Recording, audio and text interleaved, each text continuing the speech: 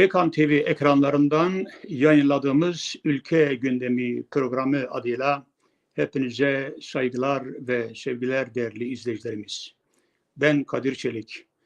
Bundan sonra muhtelif dönemlerde, muhtelif zamanlarda farklı konu ve konuklarla sizlerin karşısında olacağız. Ülkedeki gelişmeleri Ülke Gündemi ekranlarıyla evinize taşımaya çalışacağız. Bugünkü yayınlayacağımız programın ana konusu Suriye ve Rojava'daki gelişmeler.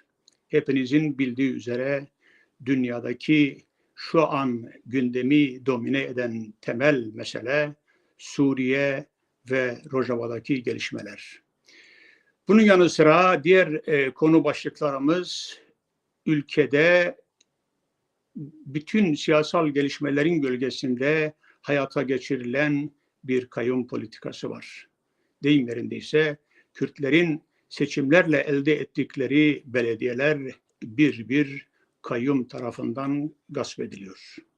Ve en son olarak ele alacağımız konu şu anda gündemde olan ve özellikle Devlet Bahçeli üzerinden hayata geçirilmeye çalışılan ve adına ikinci barış süreci denilen siyasal manevrayı misafirimiz ile irdelemeye çalışacağız. Bugünkü programın konuğu HDP milletvekili değerli Selma Irmak.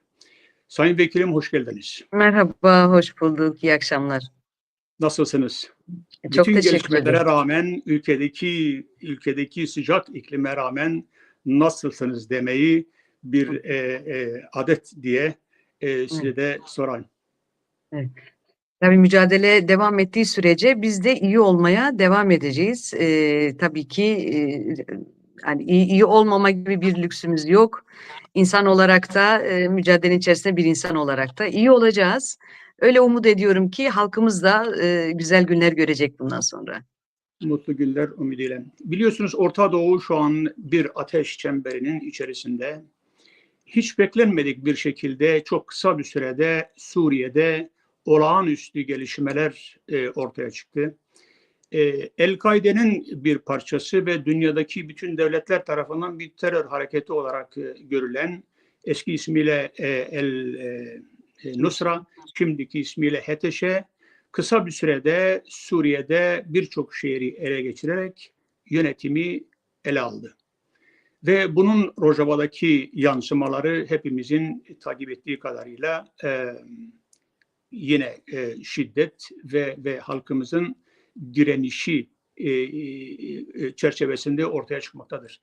Eğer ana hatlarıyla o Orta Doğu'daki ve özellikle Suriye'deki gelişmeleri irdelemeye çalışırsak nasıl bir ifadelendirme ile meseleye yaklaşırsınız ya da nasıl bir anlam vermeye çalışırsınız bütün bu gelişmelere?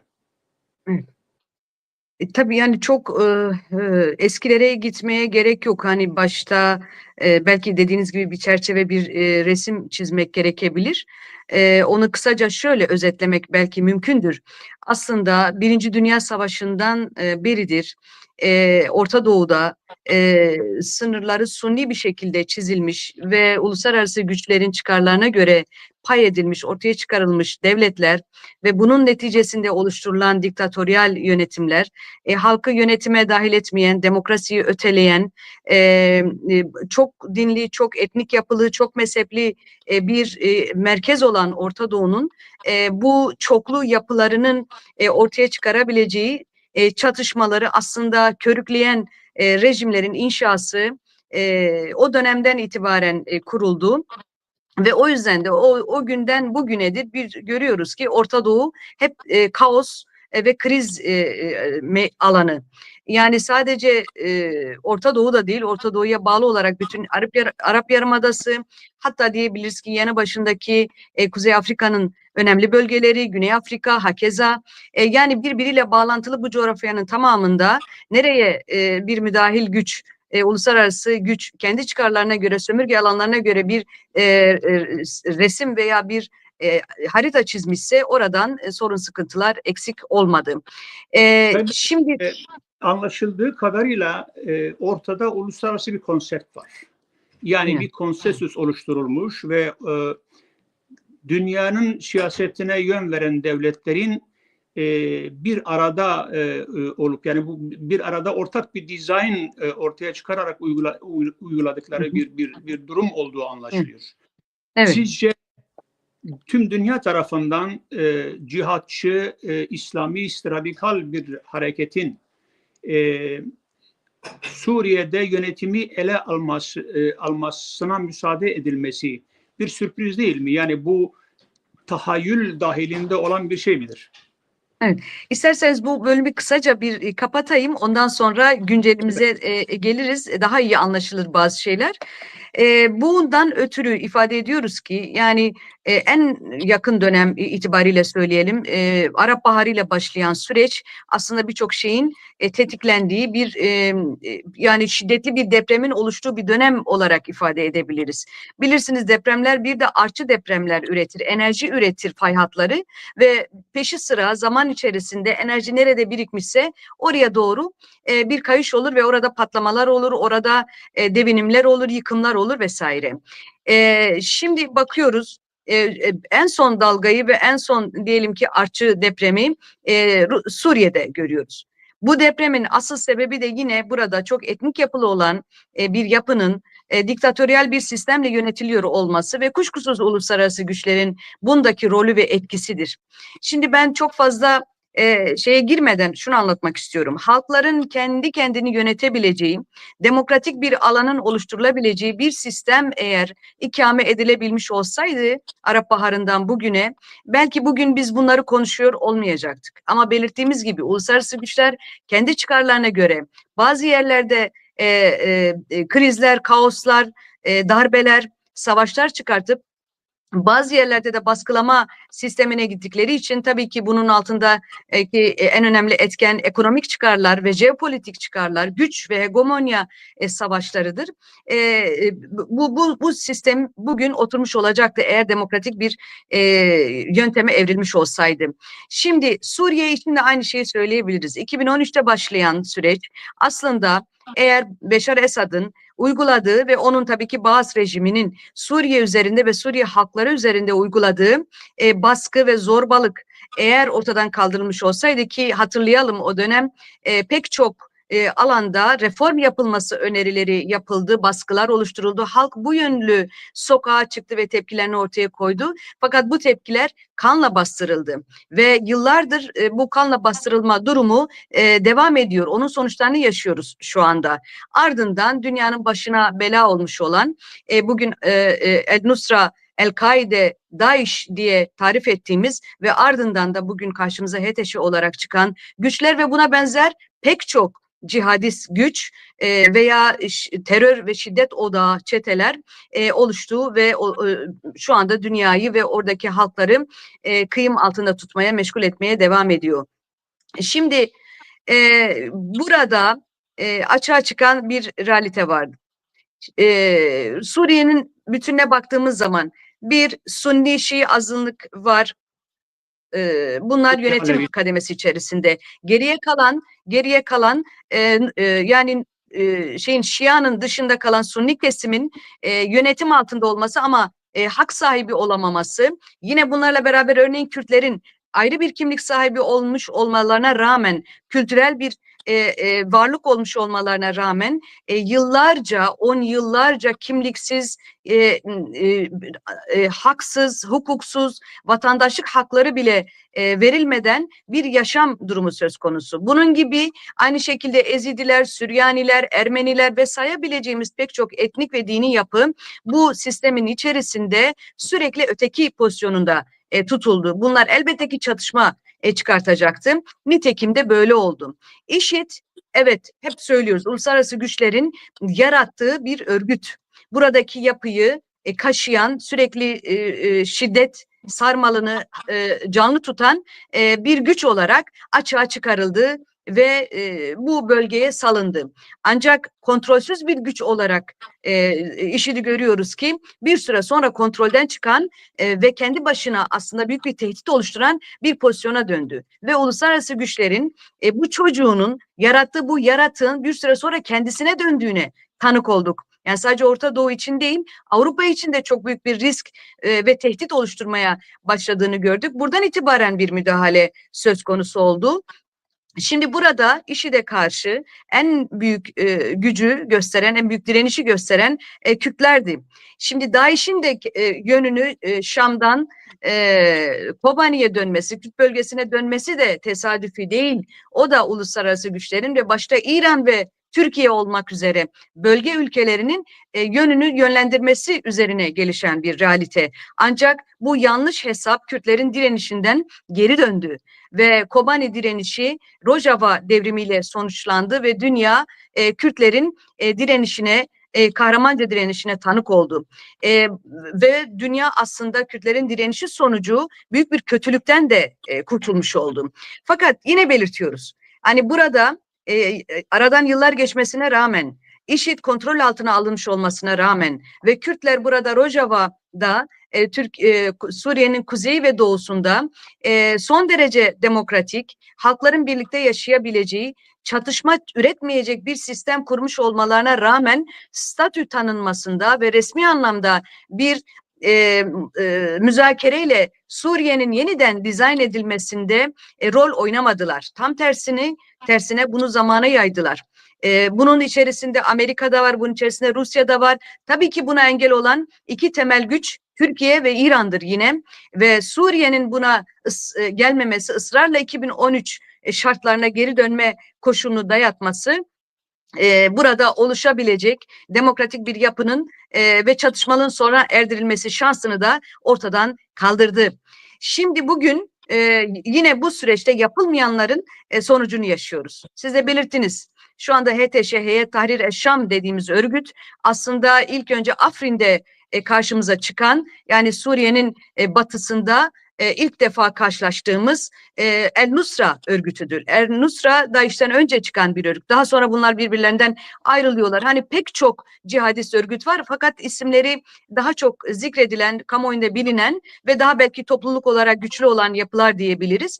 Ardından biliyoruz ki El-Kaide'nin de bir uzantısı olarak bunlar kendilerini ikame ettiler ve bugün de karşımıza HTŞ olarak çıktılar. Bunlar bir süre güç topladılar İdlib ve ona benzer yerlerde. Kuşkusuz burada Türkiye'nin beslemesi, Türkiye'nin desteklemesi, Türkiye'nin alta bunlara hamilik yapması bilinen bir gerçek. Bu artık bütün dünyaca açığa çıkmış, faş edilmiş. Bugün de görüyoruz ki faş edilmiş bir gerçek. Türkiye'nin de beslemesiyle bu yapılar kendilerini değiştirdiler. Yani kabuk değiştirdiler, form değiştirdiler ama içeriği aynı. Ve bugün de bununla karşılaşıyoruz. Şimdi bir küçük... Sevgili vekilim şeyi anlatayım. Yani bağlantılı olarak hani buyurun. Ara sıra sorayım ki tabii buyurun. Günlüklü resmi ya da sizden beklediğimiz resmi elde edebilelim. Yani öyle anlaşılıyor ki uluslararası güçler HTŞ'ye yeni Suriye yönetimini teslim ettiler bir şekilde. Hı hı. Bunu yaparken asıl amaç nedir? Yani daha demokratik bir Suriye için alternatif yaratılabilirdi. Kürtlerin de içinde olduğu bir ortak yönetim öngörülebilirdi. Ama çok ani bir şekilde, yani en azından dünya kamuoyu için çok ani bir şekilde bir terör hareketine yeni Suriye'nin idaresi deyim yerindeyse altın bir tepsi sunuldu. Evet, evet. Peki aslında bir diktatörün gidişi ile bir terör hareketinin gelişi arasına sıkışmış Kürtler için bu uluslararası konsensüs sizce neyi öngörüyor? Yani bu haritada, bugünkü gerçeklikte Kürtler için neler öngörüldü? Yani tabii bunu, yani gelişmeleri dediğim gibi ak ve kara olarak değerlendiremeyiz. Biz de real politik değerlendirmek zorundayız. Şu anda HTŞ dediğimiz güç, evet bahsettiğimiz gibi köken olarak El-Kaide'den ayrılma ya da El-Kaide'nin isim değiştirmiş hali olarak karşımıza çıkıyor olsa da bugün kendi meşruiyetini esas kılmak için büyük bir çaba içerisinde ve uluslararası güçler de bunu kabule meyilli bir pozisyonda yer alıyor. Şimdi bu sürecin başlangıcı benim kanaatime göre Hamas'ın İsrail'e saldırısıyla başlayan süreçtir aslında. Orta Doğu'nun yeni denklemler üzerinden yeniden dizayn çalışması ve nasıl diyeyim eylem planı aslında burada başladı diyebiliriz. O günden bugüne yani hepimiz biraz siyaseti okuyabilen kişiler, siyaset bilimciler, akademisyenler de aynı fikirdeydiler. Yani şu anda İsrail'den sonra buradaki bir sürecin sükunete ermesinden sonra ya da herhangi bir sonuç, iki devletli bir sonuç ya da İsrail'in tüm alanı kapsaması ve başka bir biçime dönüşmesi sürecinden sonra sıra kesinlikle Suriye'ye gelecek. Ve burada yeni bir yapılanma, yeni bir dizayn ortaya çıkacak. Gördüğümüz gibi sonrasına kalmadı, belki de eş zamanlı olarak ya da planlı bir şekilde devam ettiğini görüyoruz. Burada HTŞ ile belirttiğimiz gibi Rusya'nın Ukrayna ile şu anda yürüttüğü süreç, Hamas ve Hizbullah'ın büyük darbe almasıyla İran'ın kollarının kesilmesi ve kendini savunma pozisyonunda görmesi, yine diyebiliriz ki Amerika'nın şu andaki pozisyonu, yeni bir seçim süreci, Trump'ın iş başına gelmesi ve politikalarda kimi değişikliklerin olması yanı sıra en önemli etken olarak İsrail olası kurulabilecek bir İsrail devleti için ya da rejimi için diyelim bir güvenlik ve istikrarlı bölgenin oluşturulması elzem hale geldi. Yani bütün bu koşullar aslında birbirini besleyen, hani tek bir sebep ve tek bir sonuçtan söz edemiyoruz. Bütün bu koşullar aslında birbirini tamamladı. Şimdi ve ısrarla tabii ki rejim, Suriye rejimi, Esad rejimi diyelim, bunları göremeyip bir atılım yapamadığı için biliyoruz ki uzun süredir artık iradesi olmayan, aslında varlık göstermeyen, görüntüde var fakat kendisi yok bir yönetim söz konusu şu anda. Buna karşın bir siyaset üretemeyip uluslararası güçlerin inisiyatifine kendini bırakan bir rejimin sonunun bu olacağı açıktı. Güç getiremeyen bu rejime, kendine çözüm üretemeyen bu rejime uluslararası güçler elbette ki yeni bir çözüm ürettiler. Şimdi HTŞ'de böyle gelişti diye düşünüyorum. Belirttiğiniz rejim resmen devretti sistemi. Sayın Vekilim, HTŞ'ye böyle bir rol biçen uluslararası konsensüsün Kürtleri nereye yerleştirdiği konusunda bir muğlaklık var ve halkımız bu konuda oldukça endişeli. Yani şu anda Rojava'nın 12-13 senedir var olan bir yapısı var ve bu yapı bugün Türkiye'nin de desteklediği Özgür Suriye Ordusu tarafından hedef alınmış durumda. Ve Kürtlerle bu süre içerisinde sürekli işbirliği yapmış olan güçlerin şu anda gözle görülür bir müdahalesi yok. Dolayısıyla gözü kulağı Rojava'da olan Kürt halkının bilmesi gereken şeyler var. Yani uluslararası bu siyasette yön veren güçler bu harita içerisinde Kürtlere hangi rolü düştü ya da Kürtleri nereye yerleştiriyor? Evet, yani şöyle bunlar heyet tahrir eşrarlı ya da uluslararası güçler anlaştılar kısmına biraz soru işareti koyuyorum. Yani bölgedeki gelişmeler veya hayatın gerçekliği içerisindeki gelişmeler çok böyle olmayabiliyor. Az önce belirttiğim gibi pek çok dinamik birbirini besledi ve bu sonuç açığa çıktı. Şimdi Kürtler için de şu söz konusu, Kürtler uluslararası koalisyonda temel müttefik güçlerden bir tanesi. Özellikle ABD bunu ifade ediyor. Aynı şekilde Rusya için de söz konusu. Yani Rusya'da Suriye toprakları üzerinde ve rejim üzerinde önemli bir söz sahibi ve etki sahibi elbette. Onların da biliyoruz ki Kürtlerle diplomatik anlamda ve başka bir biçimde bir iletişimi var. Kürtler bu dengenin üzerinden kendilerini var etmeye çalışıyorlar. Elbette ki kendi direnişçi dinamikleri sayesinde öyle diyelim. Kürtlere dönük ben geleceğe dair karanlık bir tablo görmüyorum. HTŞ onun altını çizmeye çalışıyorum. Yani evet, her ne kadar şu anda bütün dünya tarafından terör örgütü olarak bilinse ki eylemleri budur ve realitesi de buna oturuyor. Fakat meşruiyet önemlidir uluslararası arenada ve onlar kendilerinin başta da söylediğim gibi meşruiyetlerini resmedebilmek için bir çaba içerisindeler. Örneğin bu süreç başladığında şunu ifade ettiler, yani demeçlerinde böyle ortaya çıktı. Suriye'deki Kürt güçleriyle bir çatışma halinde olmayacaklarını ifade ettiler. Yine mesela şu çok önemli bir ayrıntı. Evet, Şam'a girdiler fakat Şam yönetimi Esad olmasa bile şu anda lağvedilmedi, iş başında ve devletin mekanizması devam ediyor. Bu önemli bir şey. Bakın Irak'ta bu gelişmedi. Yani Irak'ta her şey yerle bir oldu, kaos gelişti. Yani bir devlet diye bir şey ortadan kalktı, bir şey kalmadı. Yani bu çok büyük bir kaosu açığa çıkardı ve büyük katliamların da önünü açtı. Sanıyorum ki o dönemden çıkarılan kimi dersler de var. Şu anda Suriye rejimi her ne kadar teslim olmuş da olsa devlet mekanizması devam ediyor. Yani bir devir teslim yapılması öngörülüyor.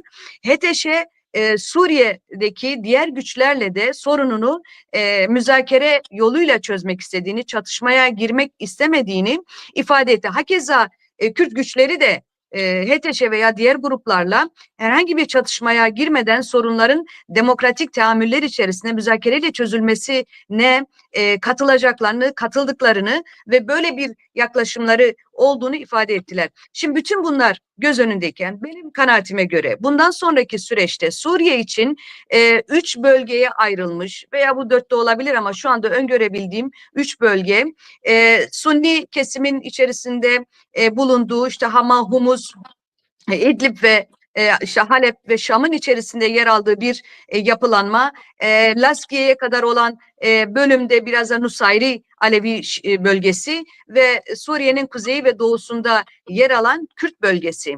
Yani Kürtlerle birlikte yaşayan diğer halkların oluşturduğu bu yapılanma şeklinde ayrılacak. Ve bu resmi bir statü eğer kazanabilirse şu anda Irak'ta olduğu gibi bir federasyon biçimini alabilir veya buna benzer içerikte başka bir şey olabilir. Bu plan üzerinden işlerin yürüdüğünü ben düşünüyorum. Uluslararası güçlerin de bu plan üzerinden çalışmalar yürüttüklerini ben düşünüyorum. Rusya'nın buradan çekilmesinin bir sebebinin de bu olduğunu, Amerikan ve uluslararası koalisyonun HTŞ'nin ilerlemesine sessiz kaldı. Yani HTŞ bir şey yapmadı, yani bir savaş yürütmedi, bir direnişle karşılaşmadı.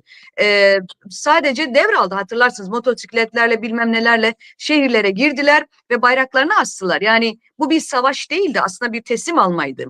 Ya da bir devir teslim de diyebiliriz. Bazı alanlarda hatta rejim güçleri, Esad'a bağlı rejim güçleri Kürt güçlerine devrettiler bölgeleri falan. Yani Kürtler için böyle bir statükonun oluşma ihtimali bugün her zamankinden çok daha güçlü ve ben tabloyu biraz böyle görüyorum. Evet, statüko anlattığınız şekilde varsayalım. Yani Suriye'nin federatif bir yapıya kavuştuğunu, farklı etnik grupların kendi bölgelerinde federatif bir yapı içerisinde birlikte yaşamaya başlayacaklarını varsayalım. Hı hı. Rojava özgürlüğünde böyle bir oluşuma gidilmesi durumunda Türkiye'nin tavrı ne olur sizce? Evet. Şimdi Türkiye'nin tavrı ne olur'a bu günümüze bakarak şey yapabiliriz. Yani bir yorum yapabiliriz. Bugün bile Tel Rifat'tan başlayan Minbiç'e kadar devam eden ve içerideki DAEŞ hücrelerini besleyen, onlara eylem yaptıran bir Türkiye gerçeği var. Yani burada en büyük etken Türkiye diye düşünüyoruz. Yani burada eğer federatif bir yapı, gerçekten müzakereyle sorunların çözüldüğü ve daha fazla kanın dökülmediği bir çözüm söz konusu olacaksa da buna en büyük engeli Türkiye oluşturacak. Şu anda gördüğümüz tablo bu. Türkiye'nin de temel hedefi burada Selefi gruplara, cihadist gruplara hamilik çerçevesinde Kürtlerin çıkarımlarını, Kürtlerin kazanımlarını mümkünse ortadan kaldırmak, mümkün değilse de en aza indirmek.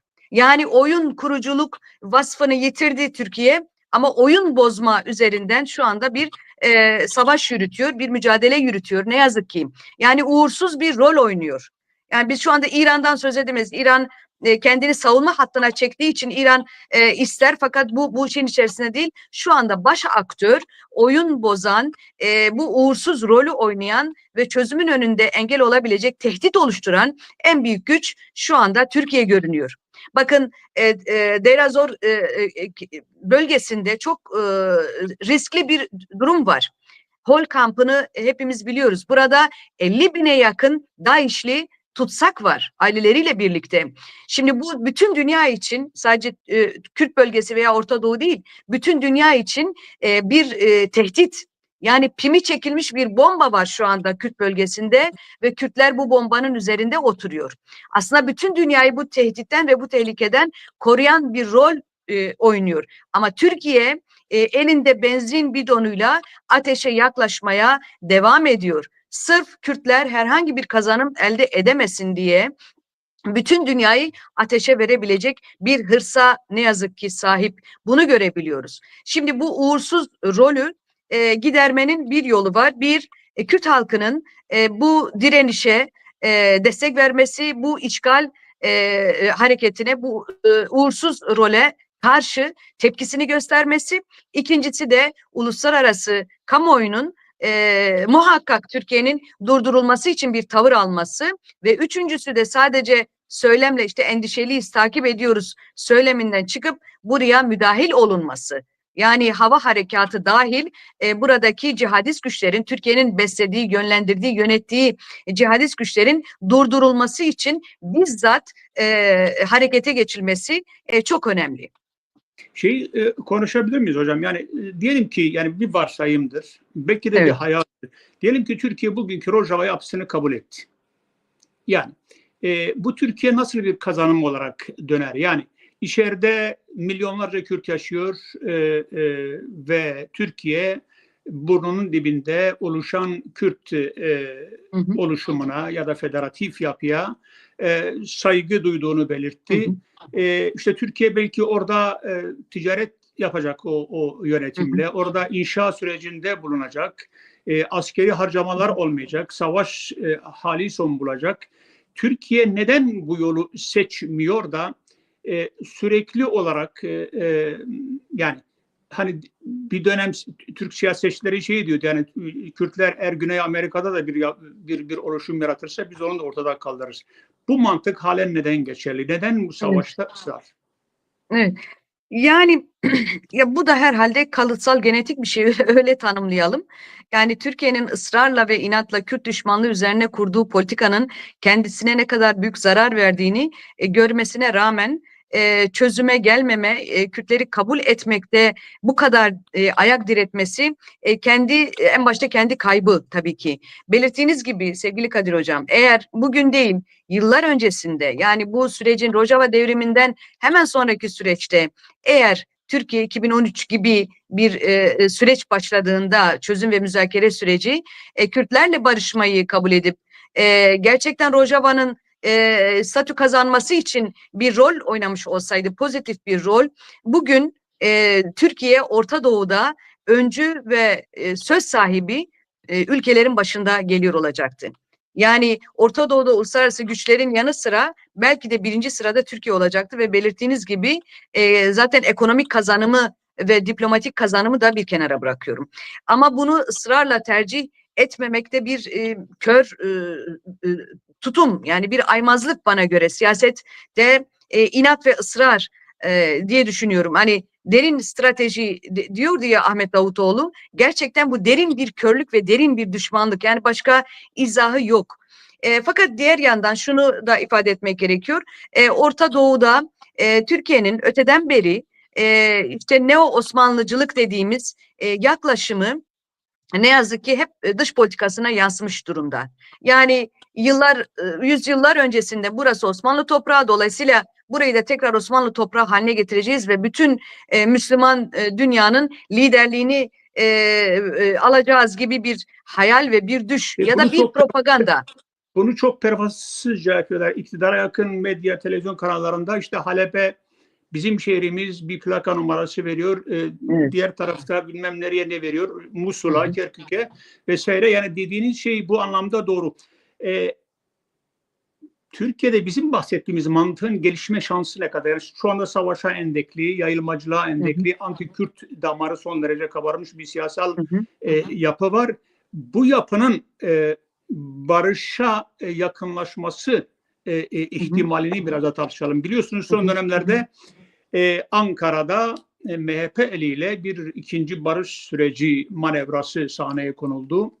Yani bir taraftan savaştan, gerilimden ve Kürt nefretinden beslenen bir yapı olan MHP'nin lideri üzerinden ona bir rol verilerek bunun yapılmış olması gibi bir ucubelik söz konusu. Diğer taraftan bunun Kürtler tarafından müthiş bir şüpheyle karşılanması söz konusu. Ve bir iki haftadır da bu süreçten deyim yerindeyse ses sada yok. Siz bu manevrayı nasıl değerlendiriyorsunuz? Evet. Yani tabii Bahçeli'nin ilk çıkışında herkes gibi bizler de şaşırdık. Yani ve acaba ne oldu da böyle oldu demeye başladık. Hani mutlaka çok önemli bir sebep var. Yani ya çok büyük bir korku var ya da çok büyük bir menfaat var. Bizim bilmediğimiz yani bu şey öncesi, fırtına öncesi sessizlik gibi bir şey. Bugün daha iyi anlaşılıyor tabii bu çıkışın sebebi. Belki de şöyle bir tahayyül vardı. Hani okuma yapıyoruz tabii, bilgi sahibi değiliz. Tam olarak ne olduğunu kimse çok bilmiyor. Doğrusu AKP'lerin kendisi de birçoğu bundan haberdar değil, bilgi sahibi değil.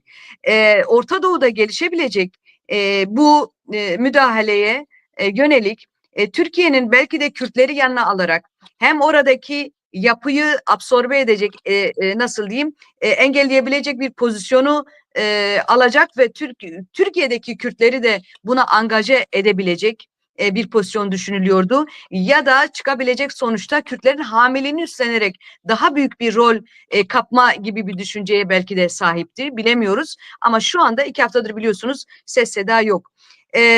Fakat tekrar şuna dönmek lazım. Ben şöyle okuyorum. Türkiye'nin Kürtlerle uzlaşmaktan başka çaresi yok artık.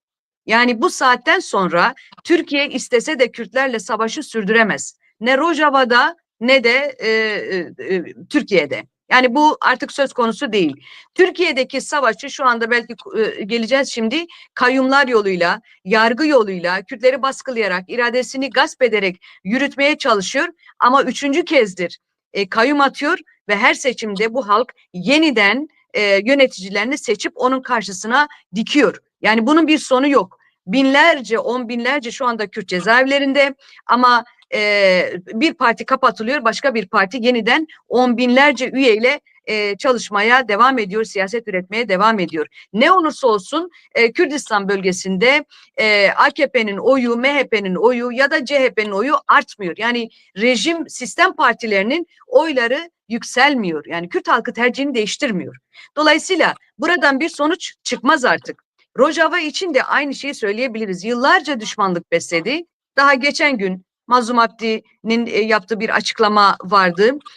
Diyor ki biz sorunlarımızı Türkiye ile müzakere çerçevesinde çözmek istiyoruz. Biz bir düşmanlık içerisinde değiliz.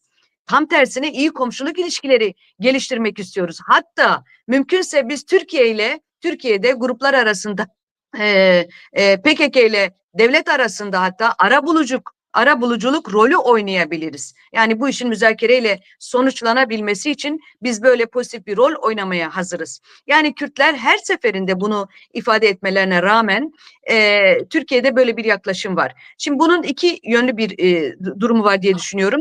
Bir, Kürtleri itebilecekleri en uç noktaya kadar itebilmek. Eğer bir müzakere söz konusu olacaksa en az taleplere razı edebilecek bir pozisyona getirmek. Yani önce dövmek, ondan sonra böyle kırık dökük bir şekilde masaya oturtmak gibi bir düşünceleri var. Ve psikolojik olarak üstünlük sağlayarak masaya oturmak gibi bir düşünceleri var. Hocam, Bunu ben biraz böyle okuyorum. Evet, yani bu barış süreci, yani ikinci barış süreci diyebileceğimiz sürecin MHP üzerinden hayata geçirilmeye çalışılmasını nasıl algılıyorsun? Yani belki iktidarın kendisi tarafından yapılsaydı çok daha ciddi karşılanabilecekti ki yani bir tecrübe var daha önce birinci barış süreci döneminde. Ama böyle bir adımın MHP üzerinden, Bahçeli üzerinden yapılıyor olmasının sizce farklı kodları var mıdır? Evet. Yani bu süreç ilk başladığında da bazı televizyon kanallarında ben görüşümü ifade ettim. Katılmayan arkadaşlarım oldu. Yani bu bir oyundur, Kürtler tekrar kandırılıyor vesaire. Hayır, ben öyle düşünmüyorum. Bence Devlet Bahçeli eliyle geliştirilmesi tam da devlet eliyle geliştirilen bir süreç şeklinde ben okuyorum. Çünkü AKP defalarca bu süreci yürüttü ama akamete de uğrattı. Yani artık sözüne güvenilmez bir partner olarak kamuoyunda biliniyor. Öte yandan iktidarın bir ortağı fakat inisiyatifin devlette olarak yürütülmesi durumu söz konusu AKP için. Yani AKP artık ikinci derecede söz sahibi ama asıl yani Devlet Bahçeli küçük ortaktır. Fakat biz iktidar ortağı üzerinden düşünmemeliyiz. Yani devletin asıl kesimi diyelim, devlet aklı diye tarif edeceğimiz kesim daha çok milliyetçi, Türkçü kesim üzerinden inşa ediliyor. Ordu ve emniyet içerisinde de oldukça geniş bir şekilde örgütlenmiş olması, yerleşmiş olması da bir gerçek. Tabii. Bunun da bir olabilir. Evet, yani bu Bahçeli eliyle yapılmış olması Türkiye'deki kamuoyunu özellikle milliyetçi, Türkçü diyelim ve Kürt düşmanlığını kendine bir yaşam felsefesi edinmiş kesim üzerinde büyük etki yarattı. Yaratması düşünülüyordu. Bence de öyle sonuçlandı. Nitekim hatırlarsınız hemen sürecin başlamasından sonra Alaaddin Çakıcı biliyorsunuz mafya lideri ve aynı zamanda ülkücü kesiminde şeylerinden biri. Sembol isimlerinden biri. Affıyla da dışarıya çıkarılmıştı. Tabii. Aynı şekilde Kürşat Yılmaz ismi biliniyor kamuoyunda. Bunların ikisi de Bahçeli'yi ziyaret ettiler ve bu görüntüler medyaya verildi ve hani kamuoyuna şey yapıldı, servis edildi ve buradan mesela şunlar söylendi. Biz Devlet Bahçeli'nin yaptığı açılımın yanındayız. Söylediği reisimizin işte ya da başbuğun söylediği her şey bizim için esastır. Hatta Kürşat Yılmaz açık tehdit etti. Yani bu söylemin karşısında Bahçeli'nin söylediği yaklaşıma ters bir pozisyonda duran herkes karşısına bizi bulur şeklinde bir tutum sergiledi.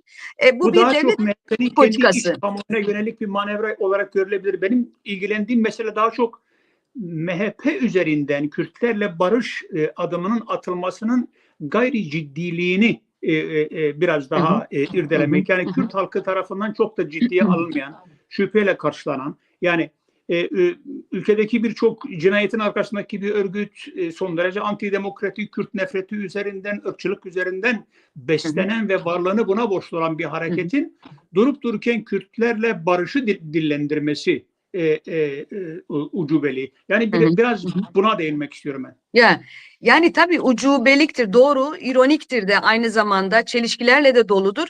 Fakat sevgili Kadir Hocam hatırlarsınız yani 99 sonrasında da idamın kaldırılması da yine MHP'nin içerisinde olduğu bir koalisyonla söz konusu oldu. Yani Bahçeli'nin de imzasının olduğu, hatırlarsınız hemen Ecevit hükümeti dağıldı, onun yerine yeni bir hükümet oluşturuldu ve bu hükümetin içerisinde MHP vardı. O zaman da oyları çok düşüktü. Hani bir koalisyon hükümetin içerisinde yer alabilecek düzeyde olmamalarına rağmen yer aldı. O yüzden ben bunda bir gariplik görmüyorum.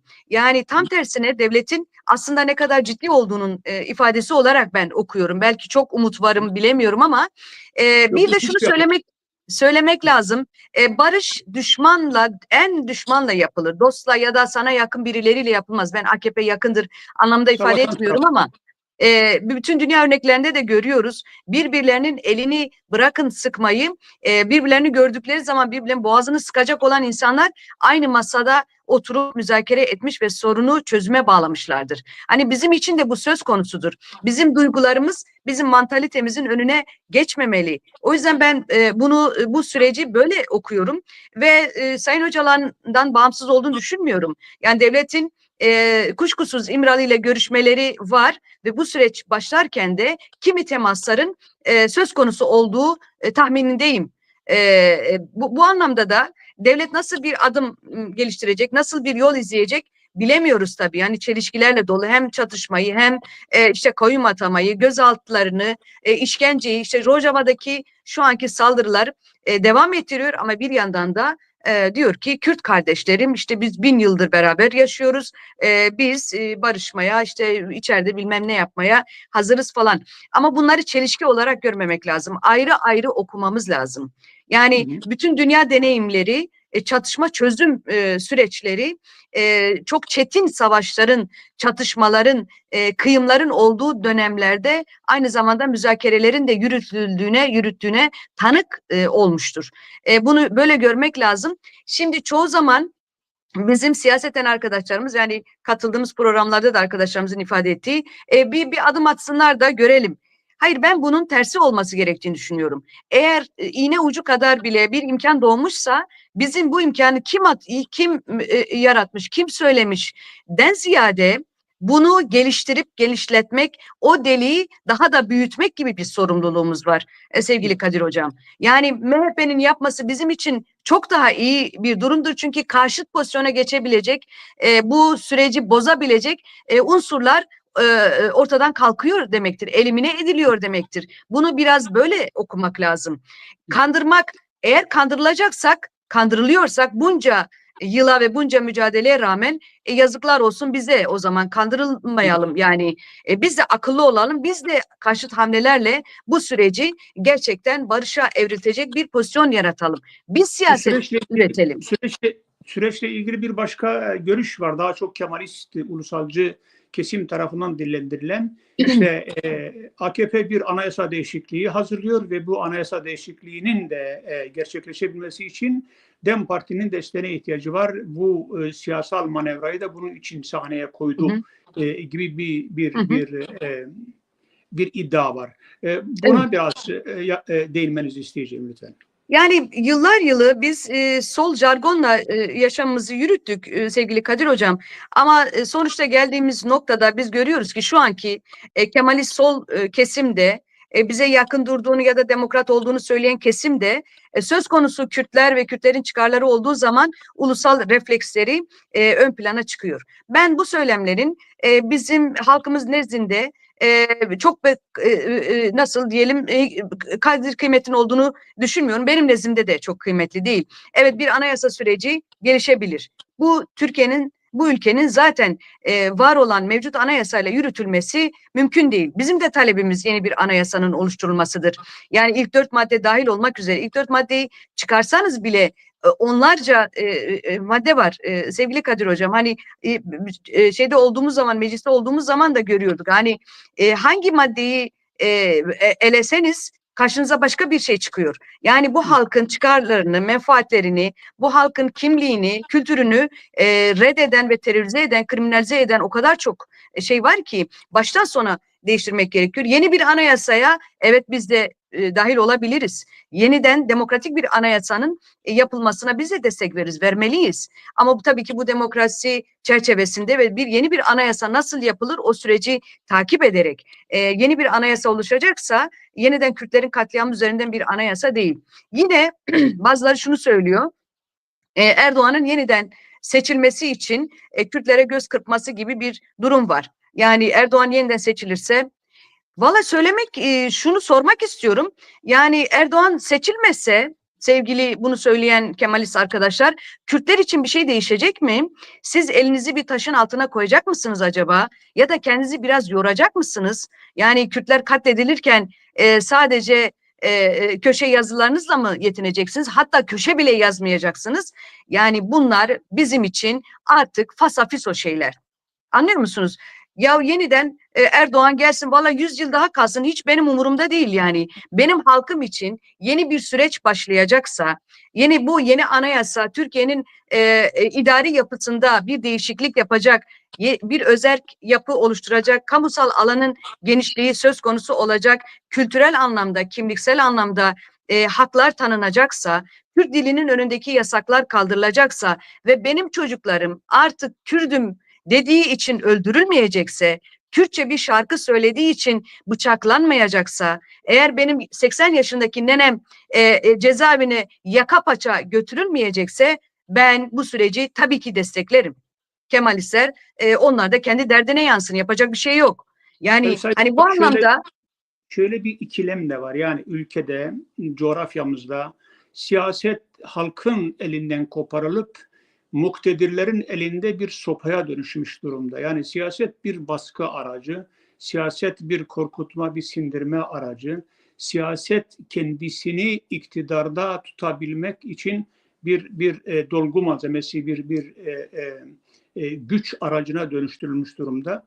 Dolayısıyla bizim insanlarımız yıllardır mevcut siyasal gidişe karşı da oldukça umutsuzlar. Yani siyaset bir Doğru. umut vaat etmiyor. Siyasetin bütün getirilerine karşı bir şüpheyle, Hı hı. büyük bir kırılganlıkla yaklaşma gibi bir gerçeklik var. Doğru. Şimdi hal böyleyken, yani demokratik bütün değerlerden hızla uzaklaşmış ve gittikçe otoriter yönetimi tahkim eden anlayış gittikçe kendisini yerleştirirken ülkenin bütün damarlarına, demokratik bir Türkiye ülküsünden uzaklaşmıyor muyuz? Yani böyle bir mantığa sahip bir dokudan Kürt sorunu çözmesini, fukaralığı gidermesini, geleceğe umutla bakan bir ülke yaratmasını bekleyebilir miyiz? Yani bu bir realite midir? Böyle bu bir hayal değil midir sizce? Evet. Yani söylediğinize katılıyorum. Türkiye'nin demokrasi nasıl diyeyim geleneği ne yazık ki Cumhuriyet'in kuruluşunda eksik bırakıldı. Yani o harç yok ya da çok zayıf. Gelişmesine müsaade edilmedi. Bunda Türkiye solunun, Kemalist kesimin de günahı çok büyük. Yani bu ülkede demokratik tahammüllerin gelişmemesinin önündeki en büyük engellerden biri de bu Kemalizmin milliyetçiliğe saplanmış kalmış halidir. Şu anda bunu söyleyen arkadaşlarımızdır. Eğer gerçekten bütün halkları, bütün halkların haklarını ve Türkiye realitesini öngören bir siyaset hattı izlenmiş olsaydı inkarcı, asimilasyoncu, reddeden ve gerektiğinde de imha eden, yani Şark Islahat Planı'nı Kürtler unutmadı, kimse kusura bakmasın. Şark Islahat Planı'nın mimarı CHP'dir, onun ardılarıdır ve sonuç itibariyle Kemalistlerdir. Yani biz bunu şey yapmak için söylemiyoruz, ikide bir başa kalkmak için değil, ama Yok, tarih bilincimiz de yok değil, hafızamız da balık hafızası değil. Şimdi bu sorunuza gelecek olursam, demokrasinin gelişmesi bir zaman ve süreç meselesidir. Demokrasi anayasayla gelişebilecek bir şey değil, kültürel bir şeydir. Şimdi bu kültürü oturtabilmek için de elbette ki uzun vadeli bir süreç gerekiyor. Sizin eğitimden başlamak üzere, eğitimde okullar, üniversiteler, akademiler, askeri kışlalar, camiler, aklınıza gelebilecek ideolojik anlamda hani zihinsel değişime işaret edecek her alanı demokratik tahammüllere göre yeniden organize etmeniz gerekiyor. Aile kurumu diyelim, sosyal yapı ve politikalar. Yani bu çerçevede yeniden şekillenmek zorunda ve bu da bir süre sonra meyvesini verecek. Hemen de mümkün olamıyor. Ama siz İstanbul Sözleşmesi'ni bile yırtıp atan, her gün birkaç kadının öldürüldüğü bir ülke yaratırsanız, yani Kürt dediği için öldürülen, kendi dilini konuşamayan, Ermeniyi affedersiniz Ermeni diye tanımlayan vesaire, uzatmak istemiyorum. Bir yapıdan demokrasi çıkmaz, doğru. Fakat dünya artık başka bir yöne gidiyor. Yani demokratik tahammüllerin olmadığı yer işte Suriye'nin olduğu yerdir. Yani programımızın başında konuştuk. Dedik ki eğer Hafız Esad'dan başlayarak Beşar Esad'a kadar gelen süreç demokratikleşme taleplerini görmezden gelmemiş olsaydı, belki de bugün Esad Rusya'da değil kendi ülkesinde koltuğunda oturuyor olacaktı. Ama bütün bunlar yaşandı. Neden? Çünkü demokrasiye bir direnç gösterildi. Şimdi Türkiye'de de böyle bir durum var. Bazı şeyler zaman sorunudur ve zorunluluğudur. Kürt sorununun demokratik yollarla çözümü, en azından çözümü Türkiye'nin de demokratikleşmesinin önünü açacak. Şimdi sevgili Kadir Hocam, biz bir yerlerden bekleyemeyiz. Yani Kürtçe'de çok affedersiniz. Bir laf var ve hani şöyle de çaveli deriya horili seriya. Evet. Sen başkasının kapısına gözünü, başka kapılara gözünü diker oradan medet umarsan vay senin haline. Şimdi biz de böyle bir şeyleri bir yerlerden beklemeden, kendi öz gücümüzle yaratmak ve onu dönüştürmek gibi bir sorumluluğa sahibiz. Şimdi ben size bir örnek vereceğim. Yani Kürt halkını biliyorsun dizilerde, filmlerde bilmem hala da öyle bir algı operasyonu neticesi ya da özel savaş taktiği diyelim asimile yöntemi Kürtleri böyle en gerici, en böyle yobaz, en Barbar, vahşi, medeniyetsiz. hala ilkel dönemde orta çağda yaşayan, karikatürize eden bir yaklaşım sergileniyordu bize dair.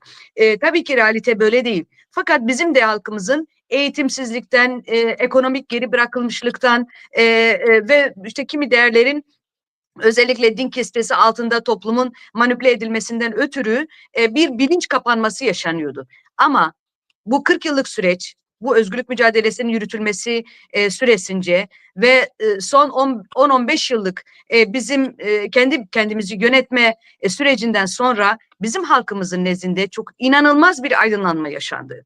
Yani kent yaşamı, köy yaşamı, ortak yaşam, kadın hakları, çocuk hakları, insan hakları çerçevesinde kenti koruma, yönetimlere müdahil olma gibi bir zihniyet inanılmaz gelişti ve açığa çıktı.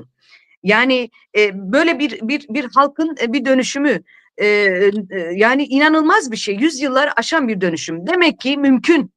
Demek ki emek verince, zihniyetle başlayınca, zihniyetin değişiminden başlayınca işler değişebiliyor. Bu Türkiye için de söz konusu ve geçerli. Şu anda HDP projesi ve devamında gelen partilerin Türkiye'nin demokratikleşmesi diye öne koyduğu şey biraz bunu hedefliyor sevgili Kadir Hocam. Türkiye Hocam, demokratikleşirse bütün evet, halklar da rahat edecektir tabii ki. teşekkür ederim. Programımızın son 10 dakikasına giriyoruz. Ben Hı. biraz daha sizinle kayyum meselesini tartışmak istiyorum. Biliyorsunuz son yıllarda seçimlerden hemen sonra iktidar Kürt halkının kendi oylarıyla demokratik bir şekilde ve devletin yetkili organlarının da izin verdiği, aday olmalarına izin verdiği insanları seçerek belediyeleri, yerel yönetimleri belirliyor. Ama bakıyorsunuz kısa bir süre sonra belediyeler devletin ya da iktidarın devlet olma avantajı üzerinden bu belediyeleri gasp etmesi, kayyumlara teslim etmesi gerçekliği var. Bir devlet, bir iktidar seçilmiş bir belediyeyi neden gasp etmek ister? Bunda asıl meram nedir? Yani şöyle Türkiye Cumhuriyeti muktedirleri Kürt halkını ne yazık ki hep kendi marabası, kendi sömürgesi, kendinin altında bir halk olarak gördü. Yani bütün iktidarlar için bu söz konusudur. Bugünkü iktidarlar da aynı geleneği sürdürüyorlar. Bu halkın kendi iradesi olabilme olasılığını bile düşünmek istemiyorlar. İşte bahsettiğimiz şarkı saat planını bence böyle başucu şeyi gibi sürekli okuyalım. Neler yapıldı, neler yapılmak istendi. 2014'te, 2015'te ortaya konulan çökertme planı okursak hakikaten bir dehşet belgesi. Yani şark ıslahat planının biraz daha inceltilmiş şekilde güncellenmiş hali diye okuyabiliriz. Yani bu cumhuriyetin özellikle Kürtleri hep bir tehdit ve bir tehlike olarak görmesi, Kürtler eğer yönetim kabiliyetini kazanırlarsa irade olma yolunda bir gelişme, bir fırsat yakalarlarsa onları zapt etmek mümkün değildir korkusunu yaşıyorlar. Şimdi tabii ki siz bir yere gelir, bir yeri gasp ederseniz bir evi, bir kişinin babasını öldürürseniz o çocuk büyüdüğünde sürekli siz ondan çekinirsiniz. Yani bir gün gelip sizden intikam alacağını, konduğunuz o evi sizden geri alacağını düşünürsünüz, endişelenirsiniz. Aslında böyle bir durum da söz konusu. Hani bir suçlunun suçunu sürdürme politikası şeklinde ya da psikolojisi olarak da okumak mümkün. Tabii ki hiçbir şekilde bu halkın irade olması kabul görmüyor, istenmiyor. Çünkü 2009'dan itibaren belediye geleneğimiz oluştu. Her ne kadar biz kendi kendimizi eleştirdik, yerden yere vurduk, bir program, bir proje oluşturulmadı, bir gelenek işte oluşturulmadı, istediğimiz gibi olmadı diye belediyelerimiz yerden yere vurmuşsak bile en kötü belediyelerimizde bile inanılmaz gelişmeler yaşandı. O güne kadar, yani 90 yıllık o dönem için söylüyorum, Cumhuriyet tarihinde bile yapılmamış hizmetler o belediyeler döneminde yapıldı. Halk ilk defa belediyelerin kapısını çalmadan girebildi. Kendi yöneticilerini kendi arasında gördü. Bir onore olma, bir kişi kimlik sahibi olabilme duygusunu yaşadı. Kendimizi de kentimizi de biz yönetiyoruz sloganı gerçekten sadece bir slogan değildi. Bu halkın içerisinde yeniden ya evet ben de varım, ben de insanım, ben de kendimi yönetebilirim duygusunu yaşattı. Yani bu bir sağaltmaydı, bu bir toplumsal sağaltım dönemiydi. Ama ve gelişmeler de kat edildi. İnanılmaz gelişmeler. Kültür sanat alanında, edebiyat alanında, eğitim alanında, kadın alanında, çocuklarla ilgili inanılmaz şeyler. Kürtçe bir anda yükseldi. Onlarca yayın evi açıldı. Kürtçe sanatçılar çıktılar. Tiyatrolar yapıldı. Yani bir Rönesans yaşandı diyebiliriz o dönem.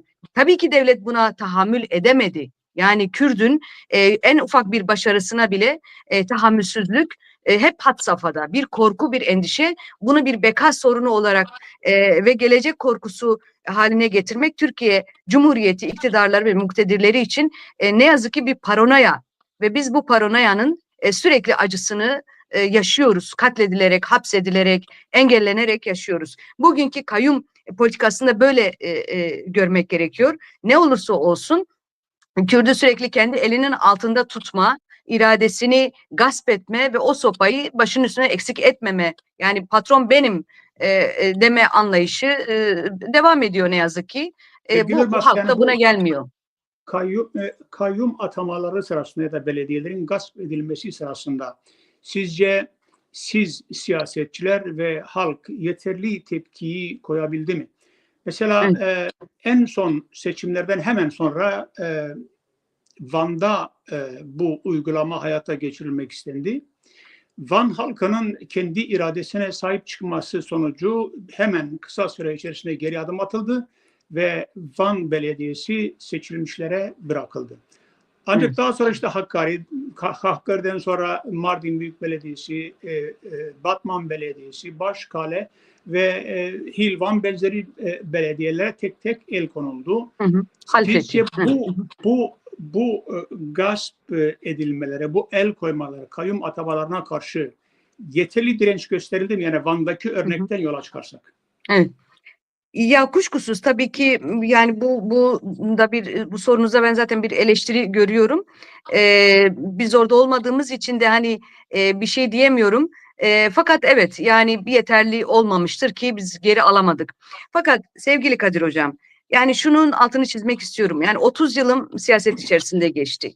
Ee, Sürekli halk çalışmaları yürüten bir insanım, siz başta da söylediniz. Hani halk çalışmaların içerisinden, halk örgütlemesi içerisinden geldim. E, Şöyle oluyor yani her zaman siz istediğiniz zaman halkı kaldırma gücüne sahip değilsiniz.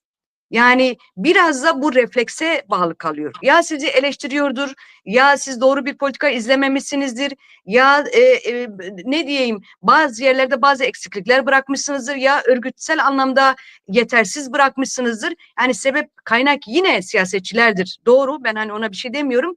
Fakat her zaman yani insan elinde, siyasetin elinde olan bir şey değil.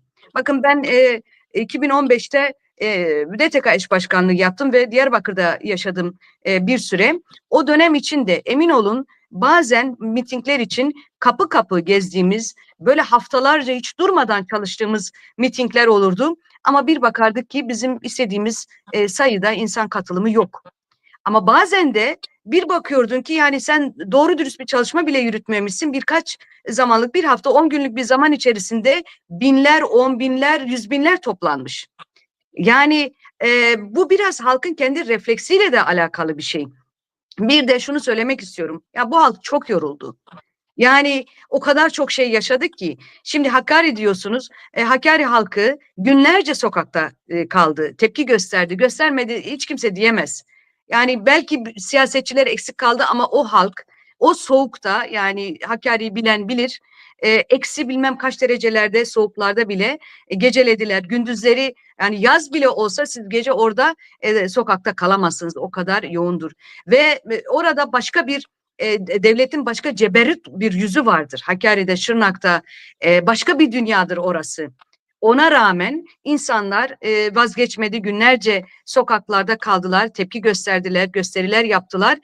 Fakat geri alınamadı. Evet, Van büyük bir direniş gösterdi. Ben tabii ki hepimiz saygıyla izledik ve gerçekten çok büyük güç aldık. Ama sonuçta bazen yetersiz kalabiliyoruz. Bizler kalabiliyoruz. Ve bunu da her zaman organize etmek mümkün olmuyor. Ama şunu söyleyeyim. Yani direniş sadece sokakta olmak ya da bir belediyenin geri alınmasını sağlamak değil. Ben sadece öyle de okumuyorum. Yani şimdi az önce de söyledim. Defalarca bu devlet bütün belediyeleri görevden aldı. Bütün belediye meclis üyelerini gözaltına aldı, cezaevlerine tıktı, onlarca yıl ceza verdi. Ama buna rağmen bir sonraki seçimde tekrar aynı belediyeleri aynı şekilde aldık. Belki 3-5 eksik, 3-5 fazla ama yeniden bu halk iradesini ortaya koydu. Kayyumlar sürecinde hiçbir zaman kayyuma meyletmedi. Bir sürü insan işsiz kalma, aç kalma pahasına kayyumlarla çalışmayı reddetti, belediyelerden kendini çekti. Yani bu da bir direniş, bunu böyle görmek gerekiyor ve bu bir süreç Kadir Hocam. Yani ben hep şunu söyledim arkadaşlarımıza, ya belediyeler devletin daireleridir. Bizim kendi mülkümüz değil bir kere. Yani bunu bilmemiz lazım ve bu devlet cebarutluğunu devam ettirdiği sürece her gün gelip benim oğlum Almanya'dan geldi, çık evimden der yani, haklı haksız. Şimdi bunu böyle görmek gerekiyor. Bu da bir direniş. Bizim de ona karşı her seferinde sen benim seçilmişimi görevden alsan ben de senin atadığını tanımam. Ben bir daha sefere yine kendi seçilmişimi seçerim demesi bence bir direniş ve bir karşı koyuş ve devlet bununla baş edemiyor. Bunu da görmek lazım. Sevgili Selma Irmak, teşekkür ediyorum. Programın sonlarına geldik. Ben biraz sizin Konyalı bir tarafınız var. Onu biraz seyircilerimizle paylaşmak istiyorum. Eminim şu anda bizi izleyen kitlenin büyük çoğunluğu Orta Anadolu ve sizleri bilirler. Sizin Konyalı tarafınızı ben sizden duymak istiyorum. Evet. Ya şöyle bir Kızıltepe'li ben olduğunuzu biliyorum. evet Mardinliyim, Üç tane Kızıltepe'liyim mecliste ama vekillik yaptınız. evet Deri'ye Ama bağlı Konyalı benim bir köyüm. damarınız var. Onu bilmek istiyorum biraz. Evet. Fakat tabii çok küçük yaşlarda ekonomik sebeplerle ailem tesadüfen Konya'ya yerleşmiş ve biz 6 kardeşiz. 3 kardeşim Konya'da doğdu, büyüdü. Bizler Konya'da büyüdük. Konya merkezde Selçuklu ilçesinde ve orada Kürtlerin arasında tabii ki büyüdük. Yani Kürt var mıydı yok muydu bilmediğimiz bir dönemdi. O yüzden de 28 yıl Konya'da kaldım. Yaşamım orada geçti. Mücadeleye Konya'da katıldım. Orada tanıştım. Çok değerli yoldaşlarım, yol arkadaşlarım, mücadele arkadaşlarım oldu. Kimisi şehit düştü, hayatını kaybetti. Kimisi cezaevlerinde, kimisi dağda veya siyasetin içerisinde. Hepsini saygıyla, sevgiyle buradan anmak istiyorum. Konya benim ikinci vatanım, Orta Anadolu diyeyim. Hep saygı duyduğum ve ikinci vatanım olmasından gurur duyduğum bir yer. Çünkü yüzyılları alan bir süreç yaşanmış olmasına rağmen kendi Kürtlüğünden, kendi kültüründen, kendi kimliğinden, kişiliğinden, karakterinden, haysiyetinden, onurundan gram taviz vermemiş bir halk gerçekliği var. Başı dik, onurlu bir halk gerçekliği var. Belki süreç içerisinde bazı şeyler unutulmuş fakat bugün bakıyoruz ki işte PKK diye bir televizyonumuz var, örgütümüz var, halkımız kendini tanıyor. Yani bu kısacık bir 10 yıllık süreç gerektiriyordu belki. O anlamda da ben gerçekten çok gurur duyuyorum oralı olmakla. Evet oradaki arkadaşların hepsi benim toprağım. Ben de oranın bir insanıyım. Orada da çalışmalar yürüttüm. İl başkanlığı yaptım bir süre. Kadın komisyonunda başladık. Gençlik komisyonu ile beraber kadın komisyonuyla devam ettik. Leyla Güven benim yakın arkadaşım. Onunla birlikte birçok Mehmet Bozdağ, Muzaffer Küçükyıldız, Mehmet Çoban, ve adını şu anda sayamayacağım pek çok arkadaşımızla beraber siyaset yürüttük. Mehmet Bozdağ bizim uzun süre il başkanımız oldu. Sevgili Mehmet uzun yıllarda cezaevinde kaldı ne yazık ki. Böyle bir süreç yaşadık çok önemli bir yer, bir potansiyel. Fakat Konya'ya çok büyük haksızlıklar yaptık örgütsel anlamda. Yeterince zaman, vakit ayırmayıp, yeterince örgütleme çalışması yapmayıp, yeterince emek vermediğimiz için yeterli sonuç alamadık ne yazık ki oradan. Ama yine de böyle bir çalışma olduğunda koşa koşa keyifle geldiğim yerlerdir. Kucaklaştığımda böyle ailemle kucaklaşıyorum. Hissi yaşıyorum, bunları söyleyebilirim. Teşekkürler sevgili Selma Irmak. Siz 3 dönem milletvekilliği yaptınız. Evet. Ama deyim yerindeyse siyasetin torna tezgahından çıkıp bugüne geldiniz. Hı. Ve bu birikiminizle de bugün Pekan TV ekranlarında bizimle birlikte ülkedeki gündemi tartıştık sizinle. Hı. Geldiğiniz için teşekkür ediyorum. Umarım önümüzdeki dönemde de birlikte daha birçok program yaparız. Sizin siyasal bilginize başvururuz. Evet. Çok teşekkür ederim. Son söylemek istediklerinizi alayım, ben programı Evet. kapatacağız.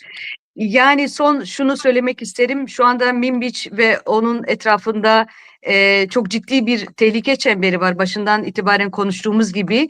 Rojava'da yeni bir statü Kürdistan için Rojava, yani hani güneşin doğuşu diyebiliriz bütün Kürdistan için. Burada gelişecek bir statü bütün Kürdistan'ı ve bütün bölgeyi etkileyecek, Kürtlerin kaderini değiştirebilecek nitelikte gelişmeler. Yani tarihi bir sürece tanıklık ediyoruz hep beraber.